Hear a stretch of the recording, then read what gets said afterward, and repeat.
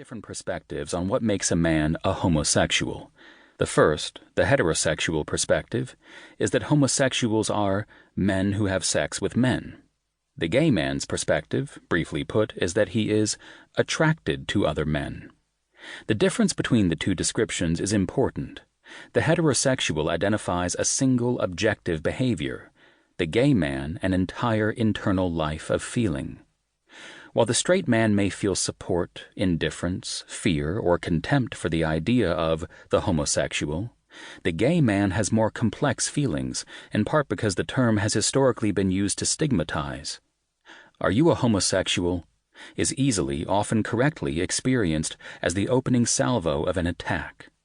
The majority of gay-identified men do have at least a marginally conscious sense that being gay is about more than sexual attraction or sex. But many gay men have been swayed by the heterosexual definition and have accepted the narrow, behaviorally defined identity. In today's gay assimilationist politics, gay men often explain themselves to heterosexuals with the idea that they are attracted to men, but otherwise just like you. In that assertion, the gay man is accepting the heterosexual perspective on who he is.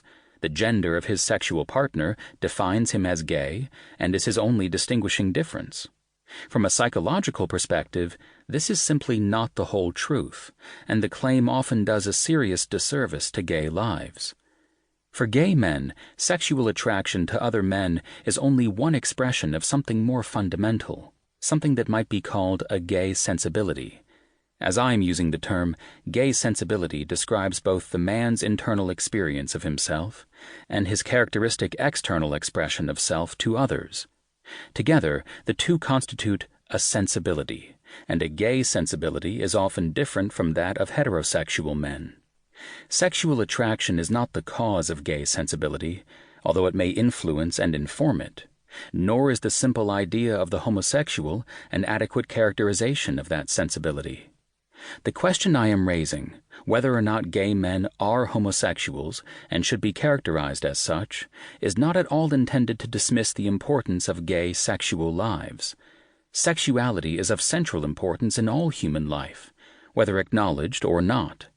What it means to be gay has for too long been defined by others, and too much of that imposed definition has been incorporated into gay self-experience. Being gay offers important opportunities that can only be realized if gay people can free themselves of societal and internalized stigma, much of which stems from the conventional idea of the homosexual.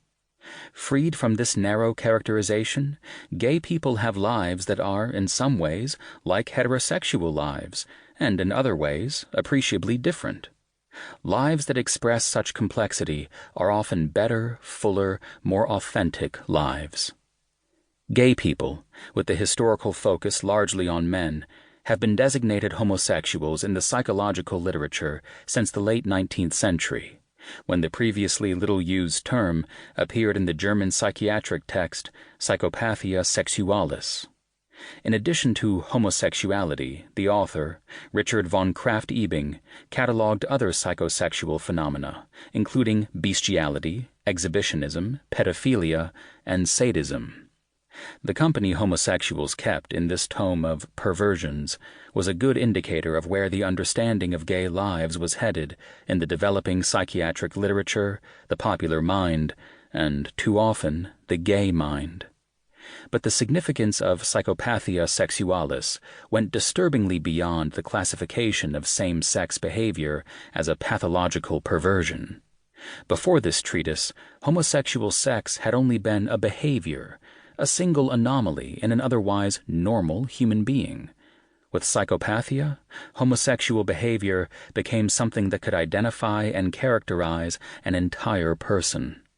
Not only was the behavior pathological, the entire man was.